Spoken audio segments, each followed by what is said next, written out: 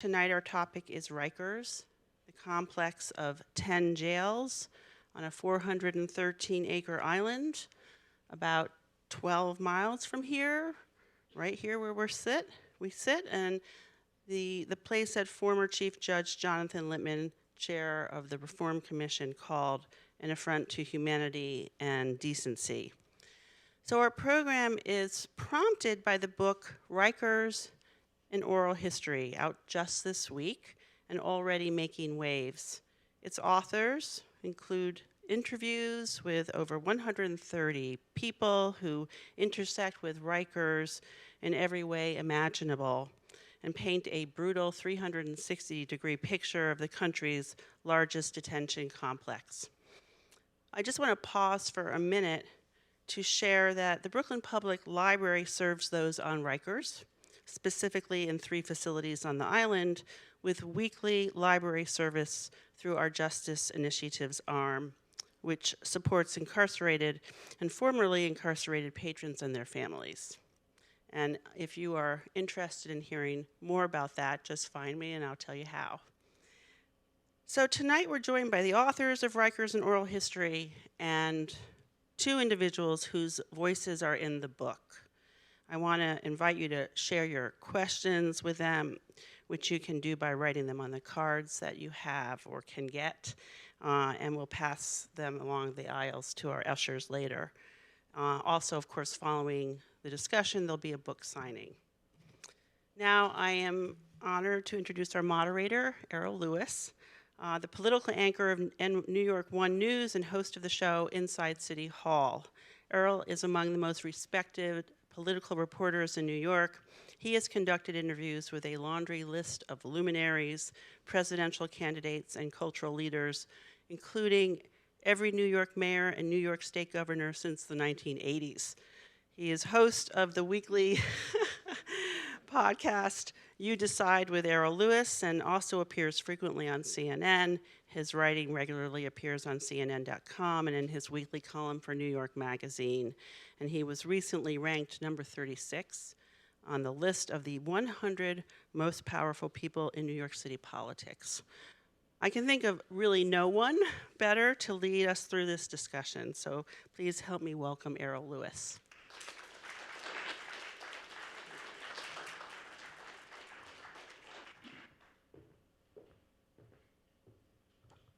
Thank you very much, Marcia, and welcome to everybody. Glad to see folks made it out in the rain.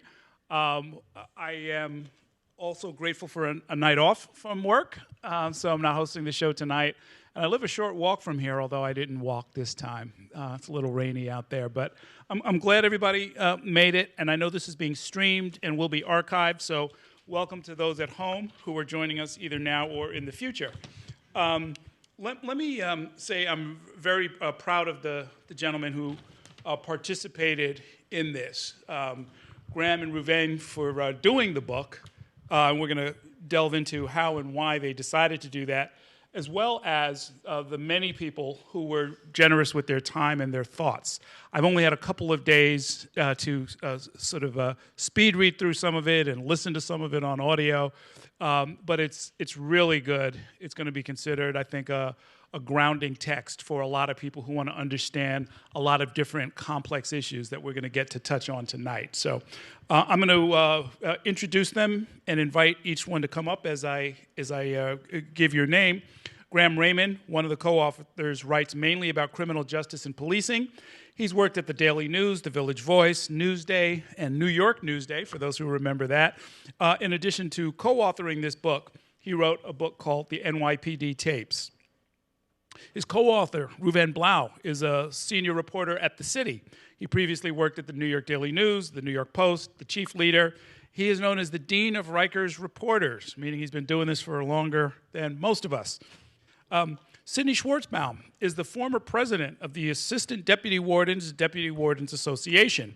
He joined the Correction Department in 1979 and spent 37 years there in a key union post representing middle management of the jail system, knows the place inside out, upside down. Lloyd Haines is also with us. He's a former Rikers detainee, and his comments are represented in the book as well. So welcome, gentlemen. I'm very glad to see all of you.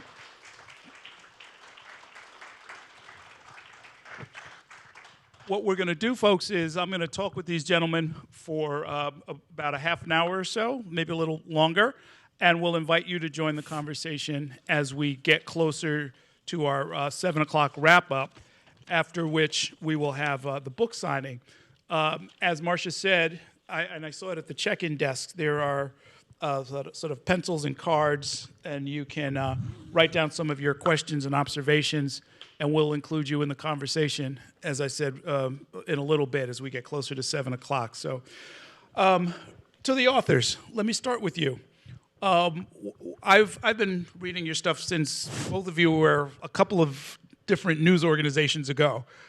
Graham at the Village Voice, and you were doing stuff at the News.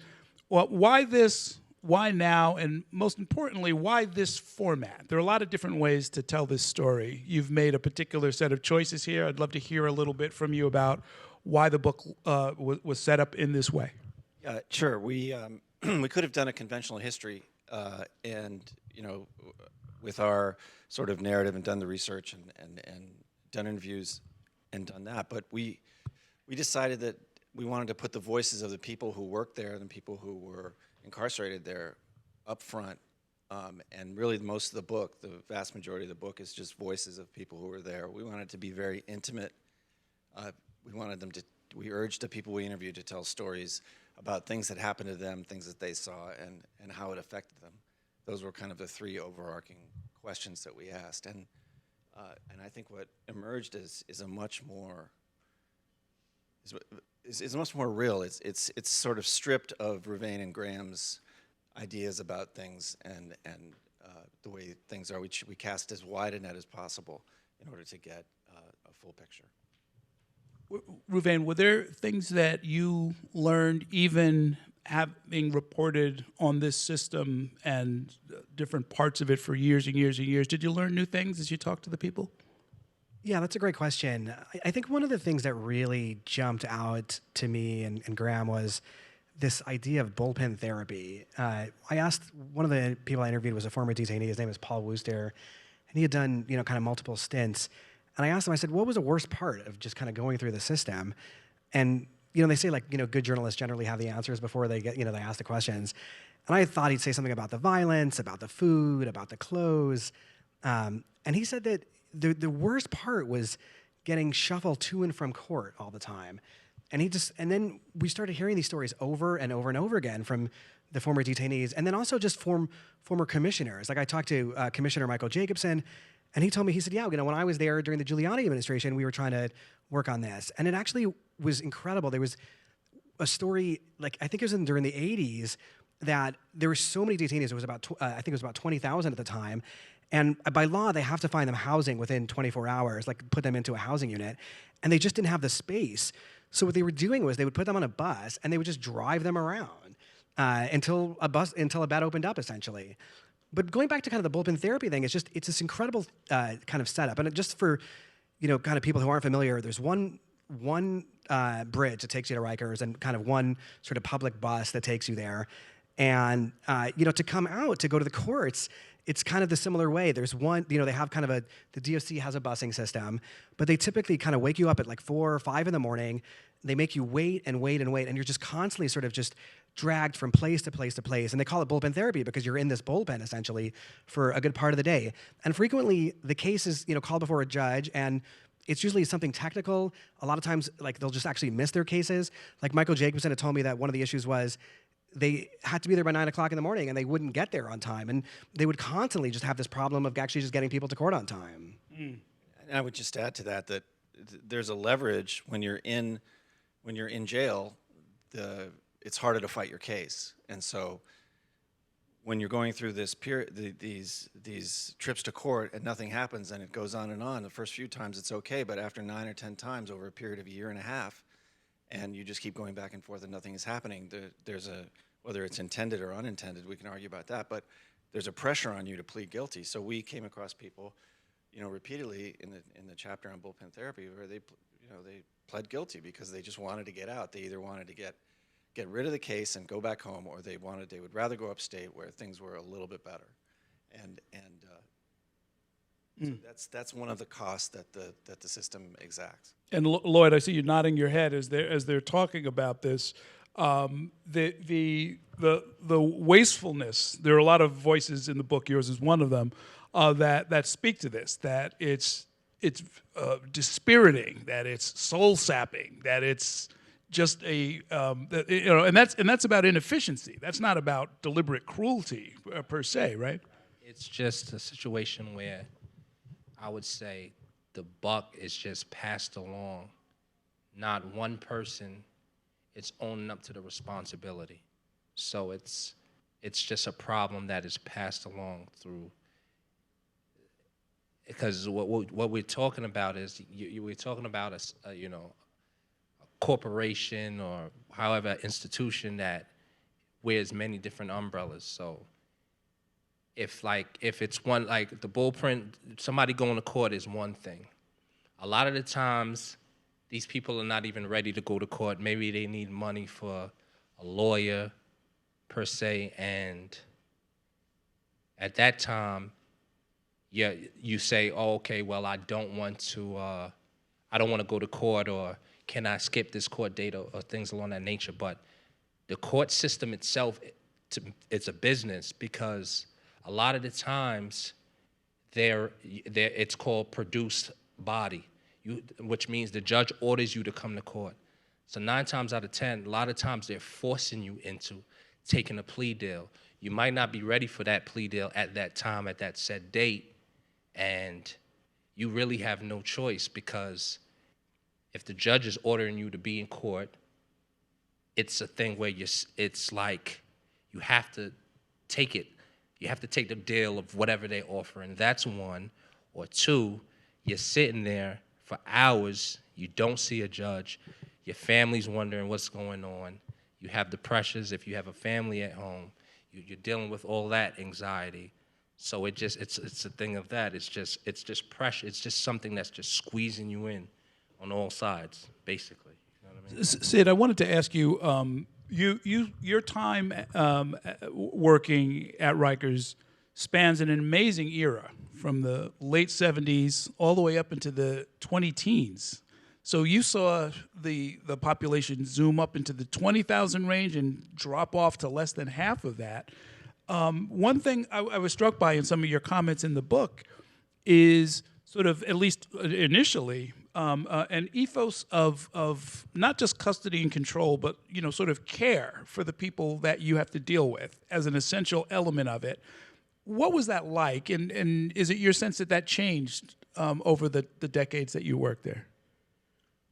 Well, just from my perspective, I look at it from the lens of a law enforcement officer. I started the job, I was a correction officer. I think we may have had 6,000, 7,000 people in jail at the time, maybe 8. And then from 1979 to like 84, 85, it just exponentially went up every year, especially when we hit crack. And then it hit 20,000, and you're talking about 24 hours to house the inmates. That was was terribly stressful. I made Assistant Deputy Warden in 1988, and we got the consent decree that if you don't house a guy within 24 hours, there were fines.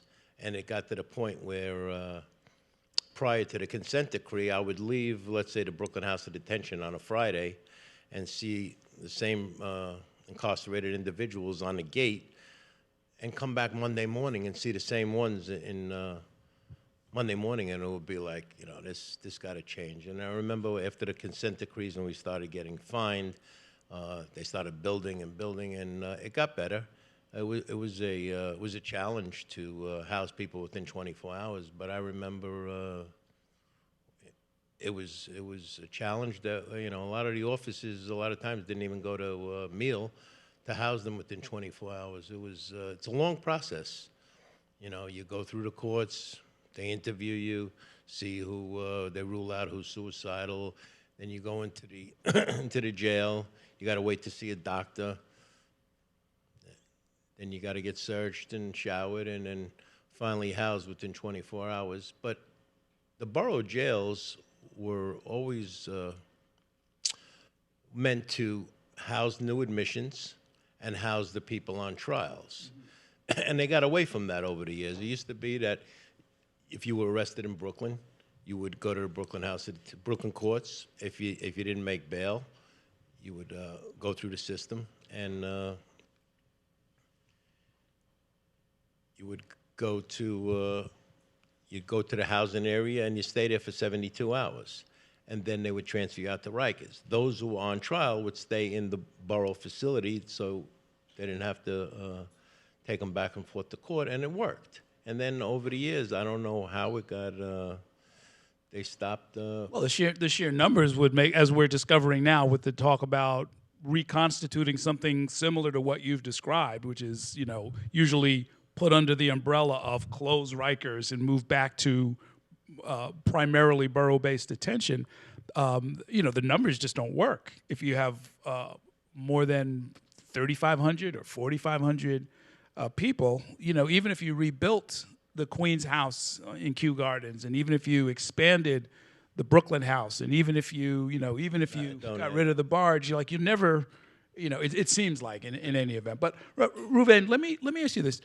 The history of Rikers, which I didn't know, I was really pleased to read about things that, I call myself, sort of knowledgeable about some of these things, but it has always, from its very origins, been a place where it was out of sight, out of mind, right? I mean, and that was intentional even before it was primarily a jail space, right? I mean, it was always a place for, refuse or mental illness or, burning garbage, whatever it was they would do there.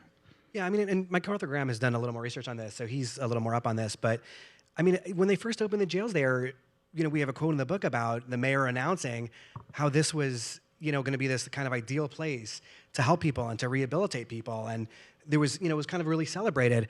And if you look throughout history, those same quotes are made over and over again when they open new facilities. I was looking recently, they're closing as part of the shutdown Rikers plan. They're closing, the intention is to close the 10 facilities on Rikers and open, 4 facilities on each of the boroughs except Staten Island. And, I was doing a little bit of research on the Brooklyn House of Detention, which is in downtown Brooklyn. And, they plan on kind of building a new facility right in that same location. And I was looking at the old clips, and, the mayor, same thing. But when they opened it, it was the same idea. Like, this is, we've state of the art, and let me tell you, like, this is going to be better than we've ever had it. And, this is amazing, essentially. And it just rinse, repeat, essentially. There's a very striking, I think about this all the time. 1979 is very similar to what's happening now with the closed Rikers. In 1979, a young aide to Mayor Koch came forward with a plan to turn Rikers into a series of, it would just be for state prisoners from New York City. Rather than sending them all the way to the Canadian border, they would be housed on Rikers, and then there would be new borough jails built.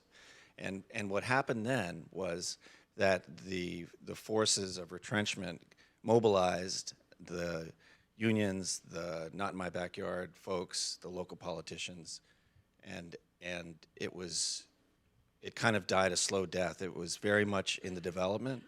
It was a very interesting idea because one of the big problems with Rikers is the separation that people who are housed there experience from their family and from their communities. So this would have solved a lot of those problems. But it kind of died a slow death, and like 3 years later, Koch didn't even announce it. He left it to I think his probation commissioner then, Ben Ward, or it was, anyway, one of his top aides, Ben Ward, who kind of told the city council in this offhanded way that this idea had died. And here we are again, we're in the same situation. We have a really interesting idea, build new borough jails, close Rikers. It's getting along, and we're seeing sort of the same political dynamic mobilizing. Can't stop it. I noticed something. It reminded me in the book of something I often hear, is that this is actually a real estate grab. Somebody wants to put luxury condos on Rikers Island and so forth. But it's mostly landfill. I mean, it's not really suitable for real estate development the way we would normally think of it. Right? That's correct, and it also has terrible environmental conditions. You would have to basically build there's methane gas. There's actually, right, Sid, talk about the methane gas. especially in OBCC, which is acronym for the Otis Bantam Correctional Facility. A lot of officers over the years got cancer from that facility. So I don't see a condominiums there, but I do think it's feasible to have casinos there. But planes are also, like, it's not a healthy environment. A lot of people got sick, especially in GRVC and OBCC. A lot of methane there. As a matter of fact, the alarms used to go off all the time over there. Methane, and they used to just shut them off. Sure. Yeah, I mean, and a few decades of that, or even a century's worth of stuff going down there, you don't, you lose track of even what is down there, and the environmental effects are grim. Lloyd, there was a chapter in the book about the superstition of when you're finally leaving Rikers, don't look back, right? You're in, if you're in the bus leaving for the last time, if you look back, you're cursed and you'll be back. That's right.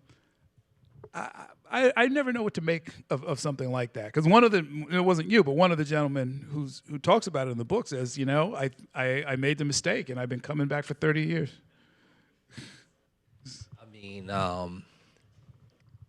yeah, when you go through something like that, well, for me, I can only talk for me, with my ailment that I was born with, I really didn't, for me, I can't look back. Even if I did look back, it's something that I can't put myself through. Just being, I was born with Hirschsprung disease and neural dysplasia. So it's two rare diseases, which is just nerves in my colon that are not there, and I'm missing some cells. Long story short, I've been sick all my life since birth, all the way up. So I'm pretty, I know my body, I know what I go through. And believe it or not, I was born in '79, and I really didn't know how sick I was until I was incarcerated. Because you take so many things for granted, even being sick. It's a thing where you really feel hopeless, because you're explaining to someone what you're going through, and it's not basically getting through to that person. Or if it is even getting through to the person, it's going through different channels and different stages. So if I say to you right now, listen, I feel sick, I got to get off the stage, you're gonna say, all right, please excuse Lloyd. In jail, it's different channels. You're gonna have to write a grievance. From the grievance, it has to go to captains, and then the captains have to basically, you wait for a response. You have no control over your body.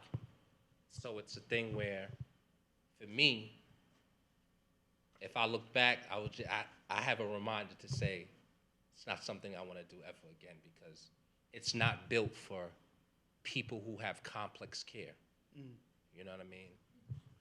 There's a whole section in the book, Lloyd, about sick call. Okay. And how, depending on the circumstances, there might be real resource constraints, so that, the transport unit might only be able to take 5 or 6. Right. And they start making these kind of triage decisions. Well, it's weird. Well, when I was incarcerated in 2018, how the doctor would come up on the floor, so they would call sick call. I don't know if you're familiar with this. The CO would come in there, but a lot of the times, it was two top tiers. I want to say 48 cells. So a lot of the times, you wouldn't hear the CO call sick call. So if you don't hear the CO call sick call, you can't see the doctor until the next time, because what it is you write your name on the list the night before. The CO comes in the next day, call sick call. But there's guys playing dominoes, there's guys watching TV, there's all going on in the rec room. If you don't hear the CO for that time, you don't get to see the doctor. You know what I mean? So that was one aspect of it. And it's just those type of things that you go through, you know what I mean, as far as going through different stages of sick call, not being taken serious. It's just a lot. Right. And, Sid, when I read not only your comments but others who had worked at Rikers over the years, it doesn't come together as a clear narrative to me, but I'd love to hear from your point of view of people really feeling like they're part of law enforcement, that they're contributing to the safety of the city, however atrocious the conditions might be. What was that like for you? Do you when you wake up in the morning or, when you come home at night, you're like, I'm helping to make this city safer? I felt that way. I felt, depending on, I spent most of my career as an assistant deputy warden, which is the highest rank you could achieve through a test. And I felt that as soon as I walked in the building, that my duties and responsibilities was to ensure everybody got, all of their legally required mandates, and that everybody went home safe. The main thing was to keep people safe and try to diffuse problems. I was somebody who patrolled a lot. I like to walk. I like to communicate with the prisoners, the officers. I like to train people. I would give the officers scenarios, and sometimes they'd say, "Oh, that guy's a pain in the butt. He's always asking questions." But I said, "What would you do if this happened?" So I did take a proactive role in ensuring people's safety. So the old timers that told me the main goal is the preservation of life. That supersedes even security. So if you think along those lines, you'll be successful. So I definitely felt that I was making a difference. And when I started the job, I was a correction officer in, it was called ARDC at the time. I had a steady house in there. I would help a lot of the kids get their high school diplomas, and it was rewarding to me. And like I mentioned, it was one part of the book where I had a good rapport with a lot of prisoners. One of them told me that a guy was escaping on me.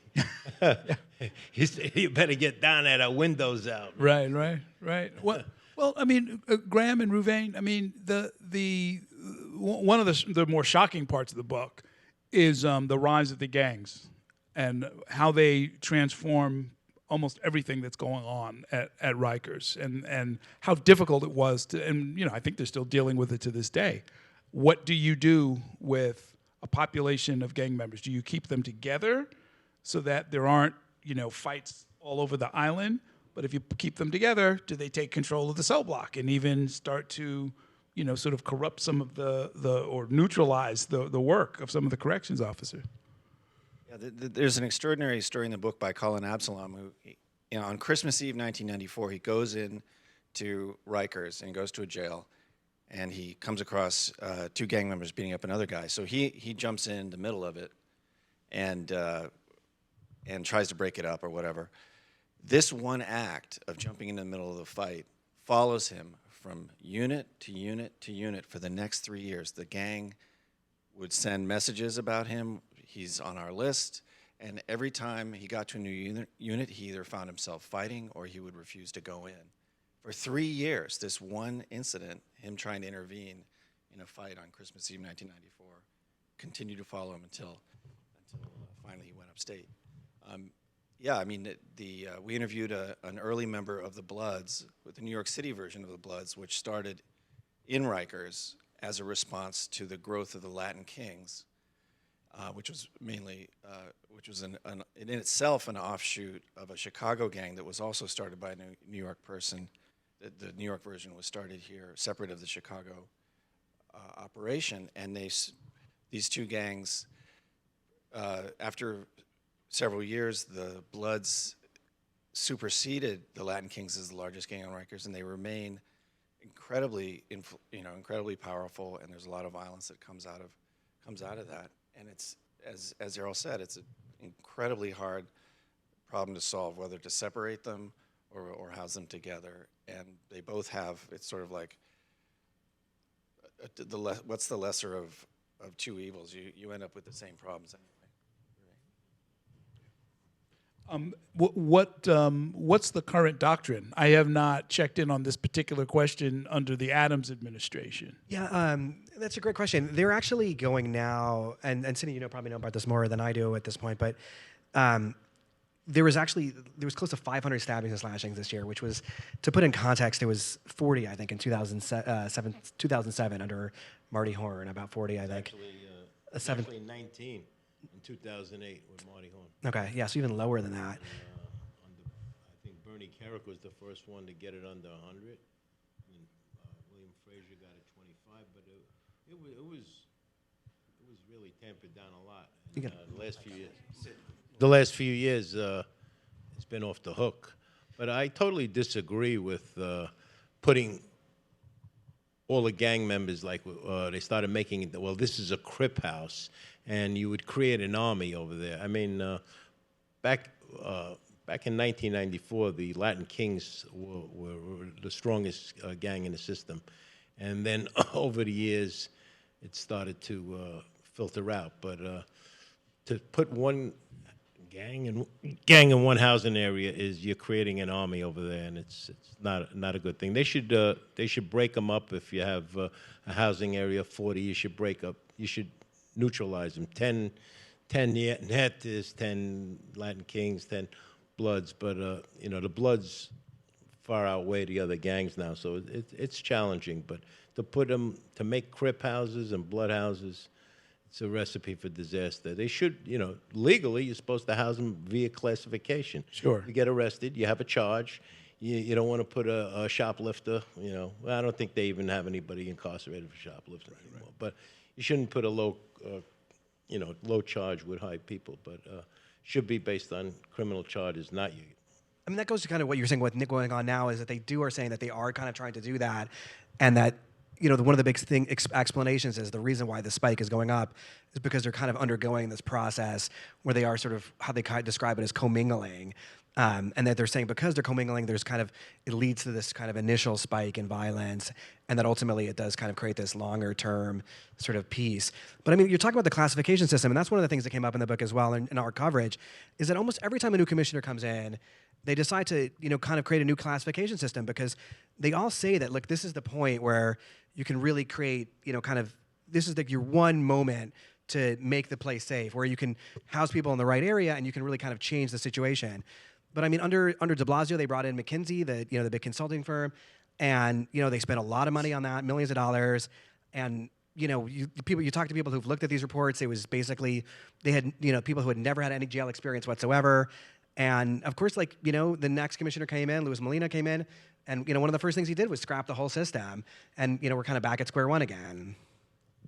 Right. I mean, the metrics that you all report on are different than the metrics than the system itself, than the department wants to use to measure its own success, right?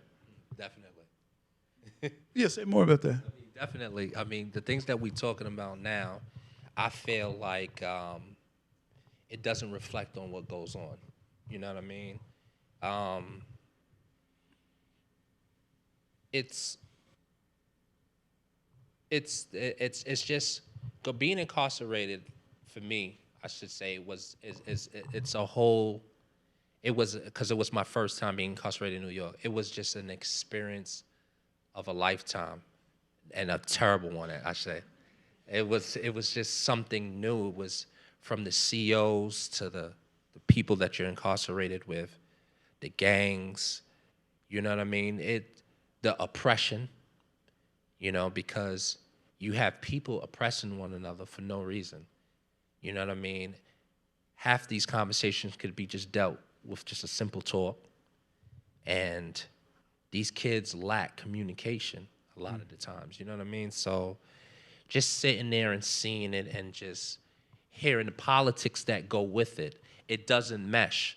Because like he said, if you don't have the experience dealing with it, as for, he was a deputy, and he knows about things that you're dealing with ignorancy at its highest level. You know what I mean? So with that outcomes just chaos. But if you sit down with these kids and, communicate with them, a lot of the times it's things that could just be solved. But the things that you hear about, the challenges that is faced with and all the things that come along with it, it's not really reflecting on what's going on in the inside. You know what I mean? The reporting that you all have done, which has exposed particular problems with the department not meeting its own goals, with horrific things like suicides or overdoses happening, clearly not what anybody wants to see. That paints one picture of it, but then this larger question about, are we going to close it? I mean, a law was passed saying that by 2027, Rikers can no longer be there as a facility. I get the impression, and we've all seen enough, I'd love to hear from the reporters, I'm getting mixed messages from City Hall, to say the least, where the corrections commissioner says, you know, the closure plan requires the number of detainees to be down around 3,500. I expect the number to be 8,000 in a year or two. And that's not him coming out and saying this will never happen, but where is that conversation going? Yeah, I mean, we're in a really unique kind of situation where, you know, they have this benchmark where they have to get to the population down, and at the same time they all have the law, like you said. But at the same time, like, we had a reporter, I work for the city news outlet, and a reporter of ours, Katie Honan, interviewed the mayor at the end of the year, and you know, she asked him about this, and he said, we need to have a plan B. You know what that means? No one has any idea. Like, he hasn't talked about a plan B. There hasn't been any discussion about this, but there has been an incredible discussion about shutting down Rikers Island, and the city is slowly, you know, but surely moving forward with the demolition in Queens, in Brooklyn, and, you know, kind of the initial assessment in the Bronx. And, you know, at the same time, the mayor is definitely, you know, not full-throated support of this. But I do think it speaks to sort of the larger kind of where he is at, and, you know, kind of his governance and how he does govern, which is, you know, he doesn't want to be pinned down to a specific thing. Like, at some points he said, oh, you know, I support the protest in Lower Manhattan, in Chinatown. There's a lot of protests about it. And he said, oh, I totally understand what they're doing, and I get it. But at the same time, like, the government is moving, right? His administration is moving to close this. But it's almost like he doesn't want to be seen as doing one or the other. Like, it just seems to be kind of happening on autopilot to some degree. But, you know, like anything else in government, if it is on autopilot, if there isn't somebody watching it, if there isn't somebody on top of it, you know, we know how that goes. It slows down, or problems come up, and you know, things just don't happen. Graham, do you expect to see them adhere to the schedule for closure in 27? Well, I think one element that's a little bit disingenuous is the number you're referring to. Commissioner Molina of DOC said he projected the population would exceed 7,000 by next year. And, you know, it's a little bit disingenuous to say, well, we don't have control over that. It's like trying to stop the ocean from coming in on the beach. In fact, you know, the courts and you know, we saw the jail population go down below 4,500 during the pandemic. It was 20,000. It all depends on what the courts are doing, what the cops are doing, and what the DAs are doing. There's a lot of other factors that can make that number become quite subjective. It's not like, oh, you know. So it seems to me that it's very possible that the plan will be pushed back, and there'll be some sort of staggered closure of Rikers. That's could be possible. Logistically, a lot of the people who support keeping Rikers open, and maybe Sid feels this way, that just logistically creating 4 separate, for example, emergency services units that respond to disturbances in the individual borough jails is going to be very difficult to do. And you have to create, where things are centralized on Rikers, you have to create 4 different versions of that. I'm sure. Like the medical clinic as well as Medical clinic, right. So this facility for women as well is like the challenge of, like, where do you, right, 4 separate when they're right. This is what's going to come back. This is going to be the argument I describe as the devil's in the details. If we want to do it this way, we're going to have to do all this other stuff. But so that's where we are. And I talked to somebody, former union official, last week. He said that Mayor Adams has to get off the fence, just as, you know, saying that there has to be a plan B. Okay, well, what is it? It's time to decide, because the wheels are rolling forward on this plan that's already been approved. Mm-hmm. Yeah, you know, it's interesting. idea of closing Rikers Island was first pitched to me years ago by Marty Horn when he was the correction commissioner. I'll never forget. He called me down to his office. I didn't know what it was about. And he pulled out these maps and he showed the floodplains and how half the island would inundate if there was a Category 3 or worse storm that hit the harbor directly. And he explained and went on at length for all the different reasons. He's like, we have to close it down. And he's been pretty solid on that. And you have a number of former commissioners who I guess have a split opinion about it. I guess Jacobson has migrated and now is in the camp of let's close it. Jacqueline McMickens, who was a commissioner in the 80s, I think feels differently about it. I guess some of it has to do with the era that they were there, perhaps. But I think of those folks as, and then certainly Vinnie Schiraldi, who was de Blasio's final commissioner, very much in favor of closing it. And I think of them as people who have a unique kind of credibility when it comes to this, right? I mean, when's the last time you heard a government official saying, I want to give away most of the institutional power that my job has? But they're all sort of reaching the same conclusion, saying that out of sight, out of mind, this remoteness, that New York is sort of unique when it comes to this. I mean, this is not how they do it in Baltimore. It's not how they do it in Chicago or Philadelphia or any of the other big cities. That era, it just needs to come to a close, just conceptually, right? There's a wonderful quote from Dr. Susie Vasallo, who's an expert on heat illness, and she testifies all over the country. She does investigations of jails and prisons, and she says, you're flying into New York City, which views itself as one of the most progressive places in the country. And, we kind of wear it on our sleeves.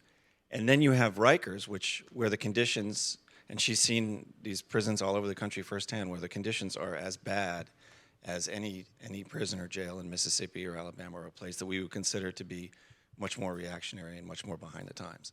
And, that's pretty heavy. You really have to think about that. Yeah, the thought I always found frightening, and I'd love to hear what you think about it, Lloyd, is that,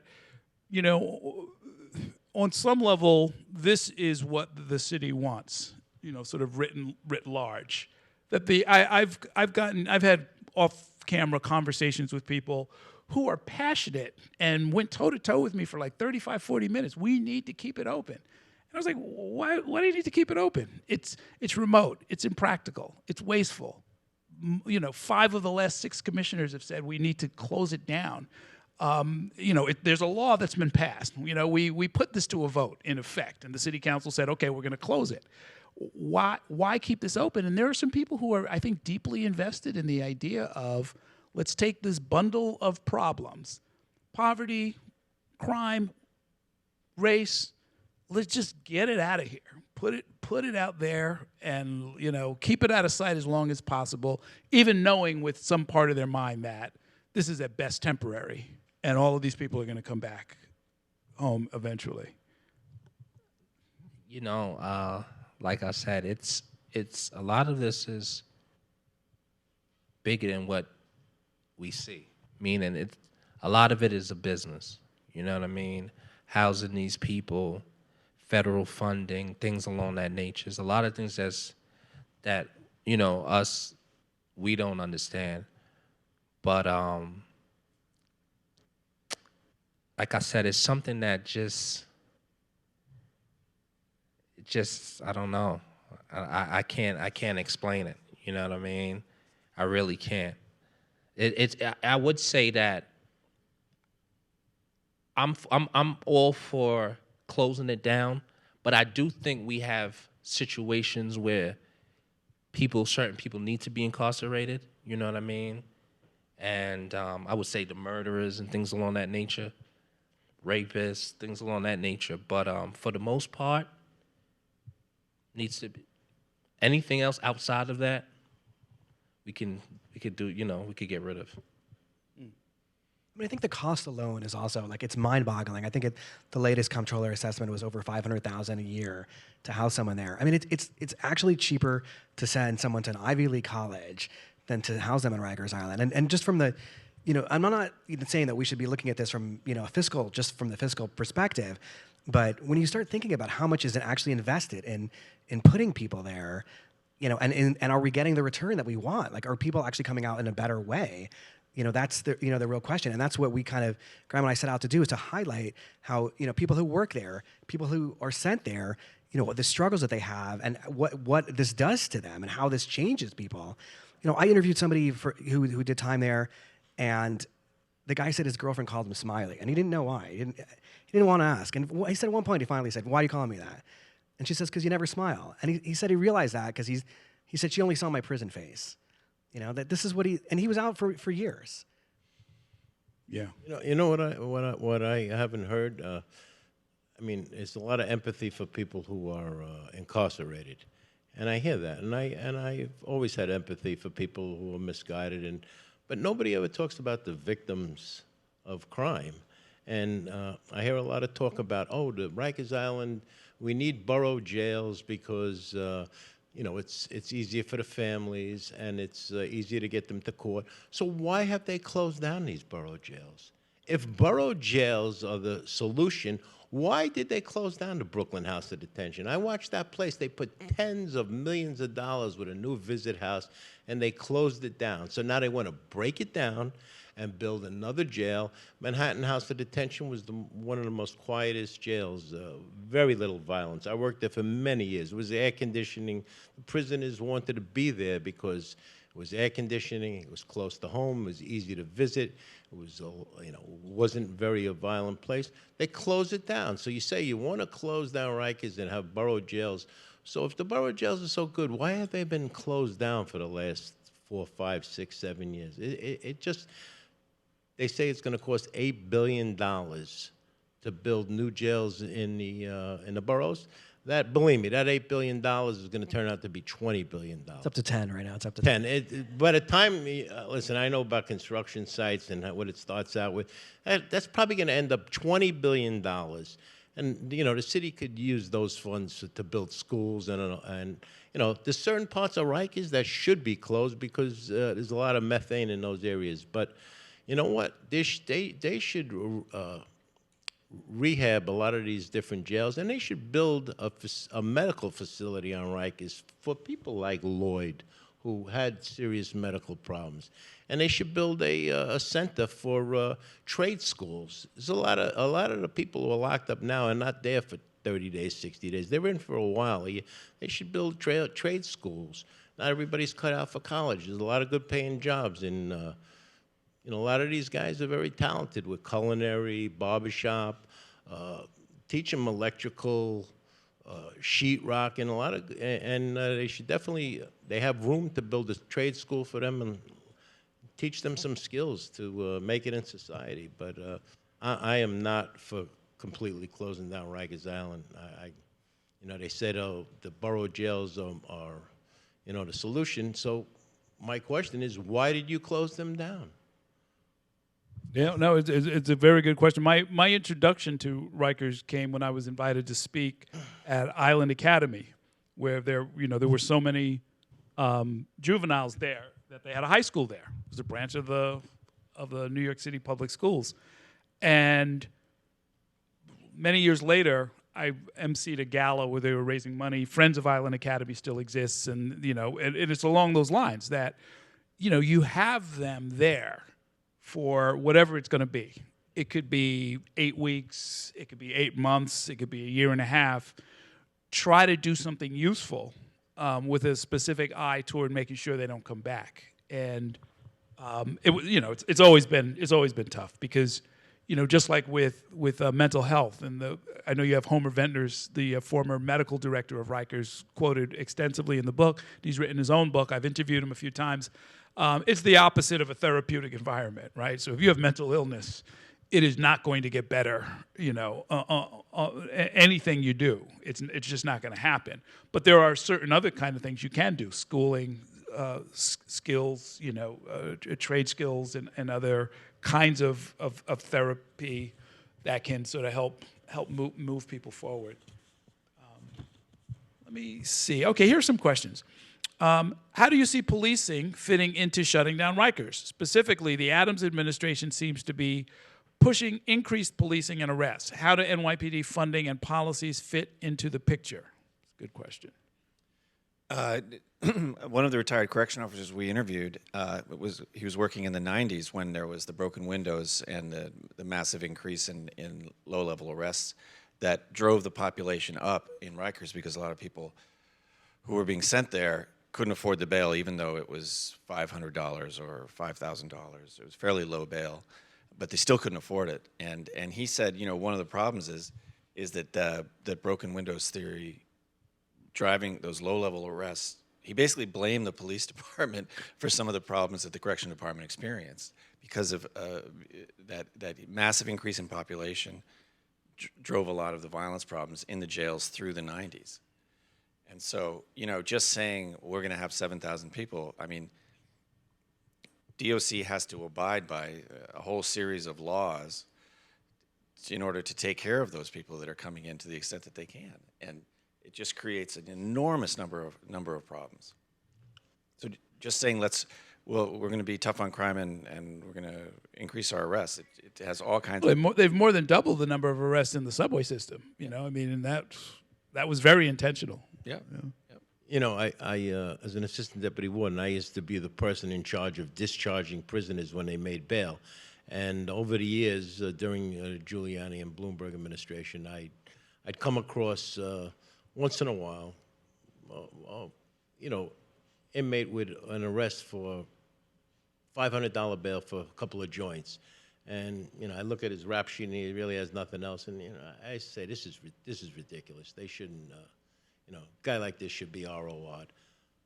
But that's not happening now. You don't have that people arrested for that. They have, a lot more serious crimes. No, I agree. You were absolutely right. That was a problem back then, but I don't think anybody's getting remanded or bail for those type of crimes. I think there's still people who are falling through the cracks. Like one of the people who passed away, was there for... there was multiple shoplifting. He was facing cases, but he skipped court, so he got remanded because of that, and then so they issued a bench warrant. So yeah. I mean, listen, you have to obey the law. If you're arrested, the whole purpose of bail is to ensure you come back to court. So me personally, I think a judge should have the discretion if somebody's a threat to society. That should be a criteria. If you're a threat to society, if you have a history of violence and you keep getting arrested and you keep coming back and getting arrested again, that's a problem. That's, citizens are not happy with that. This revolving door, nobody wants minor crimes, people locked up, but if you keep committing crimes and you keep coming back and you're committing violence and then you shoot a cop, that's why society is not happy with what's going on. There's a question on that exact point. There's a factual question tied to further discussion on this topic. What percentage of people at Rikers are being held pre-trial, not convicted of a crime, and should they be in any jail, Rikers or borough-based? So on the factual part of it, I think the latest, it really varies. It's fluid. I think it's somewhat, and I think it's around 80% that is pre-trial. 80% pre-trial. I think it's at least that. It really varies. There's different kind of reports that are issued at different times. I think what's interesting about that question as well is COVID was an incredible kind of moment where, there was a real fear, obviously, of what was going to happen to people in these kind of close quarters before the pandemic. And the number, hit, they started releasing people. And the number was, I think it was less than 4,000, which was really one of the lowest, figures that it's been in decades. And the activists and people who support kind of de-incarceration will say, look, this is the moment it happened. You see that the city didn't turn upside down when this happened.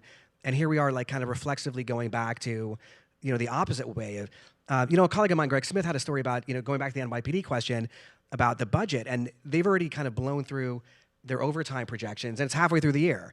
And at the same time, Mayor Adams, who's a former police captain, has asked all the other agencies, including the libraries, right, to come up and come up with, I think, at least 3 or 4% cuts. And the library system is a system where the capital needs are incredible, right? Some of these are Carnegie Hall, right? They go back to the Carnegie era, and the capital needs that they have are just immense. And year after year, those needs grow. And instead of getting the support, the financial support, it goes to, the NYPD budget essentially, without question. Yeah, I mean the connection between these systems, and you hear a policy announced over here, and you all know, and the book certainly I think makes clear, a lot of these problems or a lot of these issues in these policies are going to have a direct impact at Rikers. That'll be where you see. So when they double or arguably triple the number of cops in the system, announce that they're going to enforce violation of terms of service, like jumping the turnstile or eating food or making a nuisance of yourself, that there's going to be just a lot more arrests. And I think Sid is exactly right. They've washed a lot of the low-level offenders out. I mean, they're not by and large supposed to be showing up at Rikers. That has spurred a whole other conversation about are shoplifters ruining the city, and why isn't anyone doing anything about this, and does recidivism sort of climb a ladder from something relatively low level to something that's actually horrific and violent. I mean, that's the discussion right now. But the question about are we going to have more of these horror stories of somebody arrested for allegedly stealing a backpack and sitting on Rikers for three years? That I think has pretty much been solved or answered at this point, even as the count continues to go back up. Here's another question. I'll give Sid first crack at this. Do you think body-worn cameras will help? Well, body-worn cameras in the jail is accountability there. You're on camera, and you conduct yourself as a professional. And same thing with NYPD. I don't have a problem with body cameras because you're not supposed to do anything wrong. Do you think it'll help though, like actually make the place safer? I don't think it could hurt. I don't think there's any downside of it. I mean, they have Gentech cameras everywhere anyway. So but the body cameras have audio. So there's one subject I don't think you touched on, and we talked about safety and how the slashings and stabbings going up. And one thing I wanted to highlight is there really is no accountability today in the city jails. I mean, I was 27 years, I was a talker man. And like I said, my goal was to keep people safe. I've seen people's faces sliced open, watching jugular veins with blood pouring out. I've seen inmates almost beaten to death. I've seen officers getting their eyes almost knocked out. And today, if a prisoner slice somebody's throat, there is no, there's a big discussion about punitive segregation. The biggest problem that I've told commissioners over the years about punitive segregation is the biggest issue is sensory deprivation. You put somebody in a cell and they don't have any stimuli. Why don't you put a TV and give them a radio, and at least they'll have some stimuli? I don't even call it punitive segregation. I call it preventive segregation, because what do you do with a guy who slices somebody's face one day, they transfer him to a different area, then they break an officer's jaw the other day? Then, it's just no accountability. And there is a direct correlation between elimination of segregation and the rise in violence. Just in Marty Horn's era and Bernie Kerik, William Frazier, until we hit the de Blasio administration, slashings and stabbings were 40, 30, 40, 50 a year. Is that connected to something that I believe goes back to the Kerik era when he was correction commissioner, of making sure that there's an arrest and a prosecution for each of those? Well, that's another subject. Arrest and prosecution is great, but if there's not a consecutive sentence, it's all irrelevant, because you can, if a guy has 2 murders and he commits a stabbing in jail, the DA, it really doesn't want to prosecute it. But in Manhattan, when I was a talk commander there, I remember this inmate slashed another inmate, and I was called as a witness, and all I did was line up cards as identification. The judge gave this guy 8 years. Manhattan seems to be a little tougher on the sentencing, but the Bronx, which prosecutes Rikers Island, I don't know the percentage, but I bet you would be less than less than 5% of the people who are prosecuted get a consecutive sentence. So you can arrest them, makes the officers' union happier if they commit violence against officers. But if it's not a consecutive sentence, it's really irrelevant.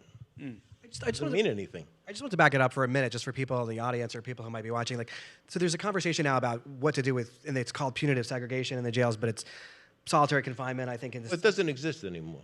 It doesn't exist anymore. I mean, I think this is kind of What laymen would call solitary. Yeah, I mean, I think it's one of the debates about like how, I mean, people are locked up for 23 hours potentially. But that's not happening anymore. Nobody's locked up for 23 hours. That's not true. There's nobody locked in for 23 hours anymore. It's not true. Right, aside from that, but I mean, I think there's. I mean, it might be 18 hours, but we get the idea. I think right? just to back it up, but just also there's a kind of a conversation going on that's been going on for the last 5 or 10 years, just to kind of explain to kind of people what's been happening. You know, when de Blasio came in, they changed it. They kind of slowly they banned it for teen inmates and adolescents and people with mental illness and some other categories. And then there was a death of a transgender woman, Laylene Polanco, about 4 years ago. She was in solitary confinement. She was in solitary. You know, it turned out that that she actually had a seizure condition, and she had a seizure there, and that she shouldn't have been there to begin with because she did have this sort of medical condition that she shouldn't have been placed there. And that kind of really galvanized the movement to sort of kind of restrict it further in the jails. And at the same time, the city council has been kind of coming up with their own rules and has proposed legislation. And it was actually expected before de Blasio left office that they were going to pass something. It didn't go through. The speaker who had supported it, Corey Johnson, suddenly kind of didn't support it in the end. And at the same time, there's also this group called the Board of Correction, which has oversight over the jail system.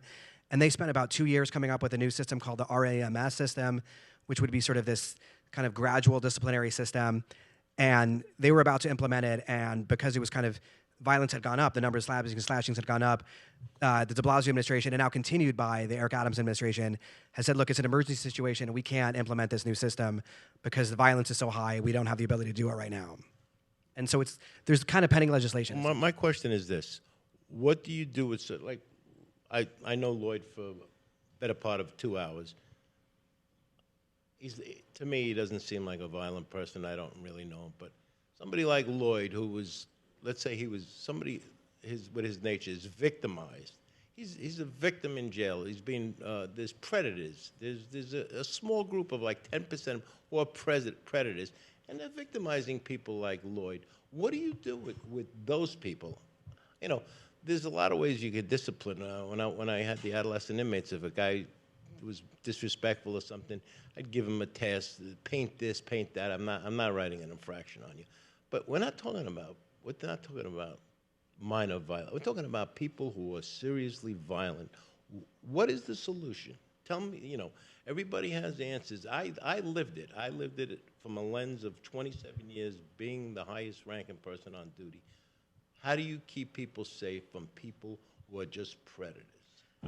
Everybody has a solution. I want to hear yours. Yeah, I mean, I think this is a larger conversation, obviously, but like I do think there are places that have done it. I mean, we talked to, we know Mark Carnston, who was the former acting correction commissioner. He actually is now a warden in New Jersey. Different type of prison. I've been there. Okay, but I mean, but it doesn't exist there, right? Solitary confinement does not exist there, right? And he has not had a stabbing or slashing, and he's told me in over 5 years, right? I mean, since he's been there. Okay, so he's been there. So it's been about at least 5 years, I believe. I do think that you talk to experts, and I understand that Rikers is its own animal, kind of own beast, essentially. But I do think that the experts do say that there does need to be separation. To a much more limited extent, there needs to be like extreme sort of element of counseling, of programming, and it's not easy, but they do say that like putting somebody in solitary or some version of separation, 17, 18, 15 hours a day without any stimulation, without any interaction. Well, you see what you say with the sensory deprivation. That's something I've been telling commissioners. It's not about punishment. It's about keeping them, preventing them from committing this again. Put them in an area where they have TV, where they have radio. Listen. If you put me in a cell without any stimulant, I bug the F out too. Yeah. So I'm not disputing that. But what is the solution for the 10% of people who are just evil? There's no other way to say it. I think one of the issues is that you're imagining the perfect world where the system can identify to people who are, you know what I mean? But you're also, for 3 decades, people were put in there for all kinds of reasons, like severely mentally ill people who it's not that they didn't want to comply with the rules, it's just that they were not capable of understanding what was being asked of them. This comes up in the book quite a bit. So when you have that, so in a way you're arguing against, or the Leilene Polanco case, or people who are put in there for extended periods, for 100, dozens and dozens of days repeatedly.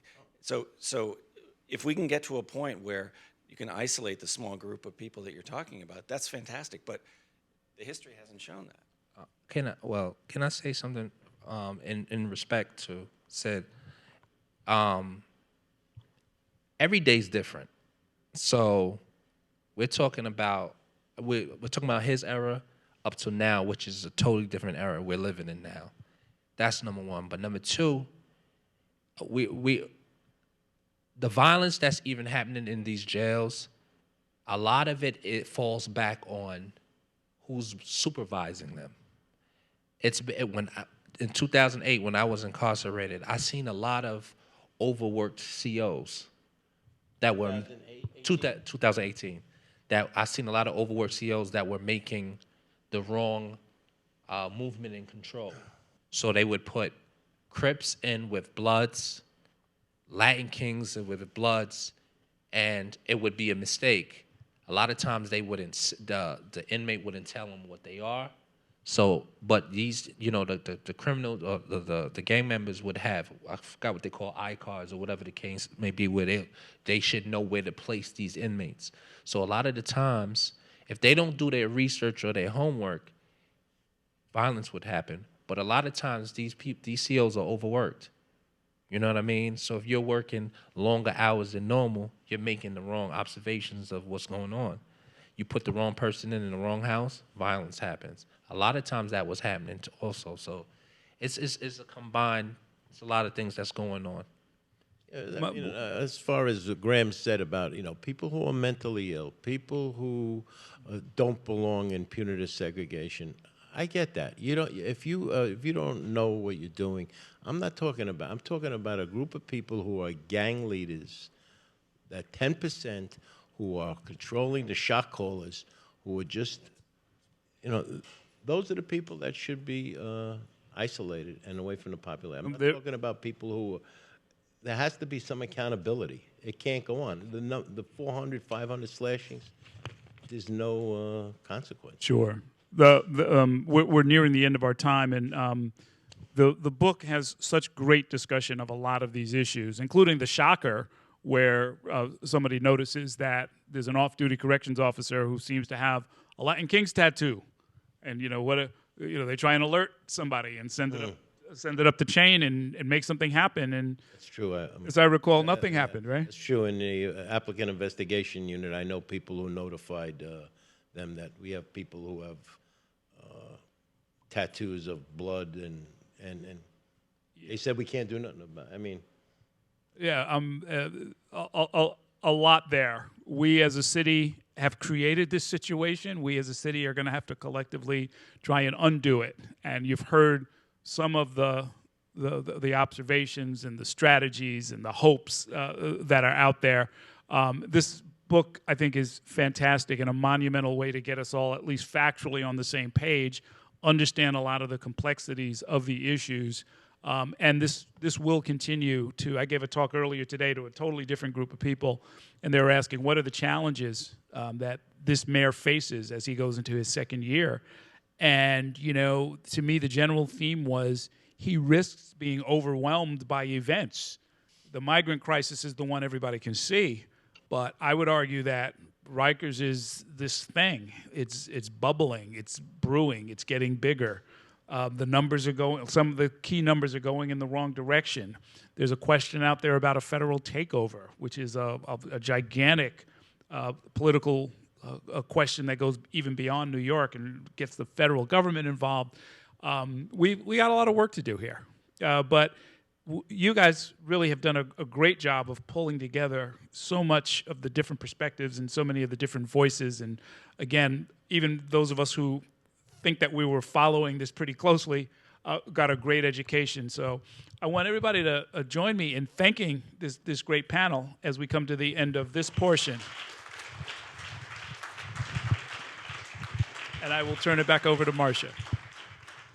And I want to thank you, Errol, and of course the panel for a really great discussion, and say that this book is eye-opening.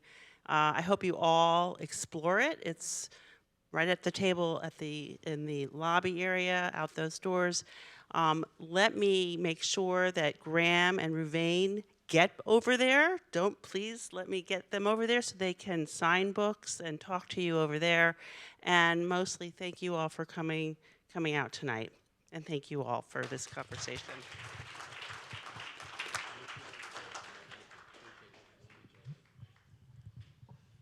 Thank you.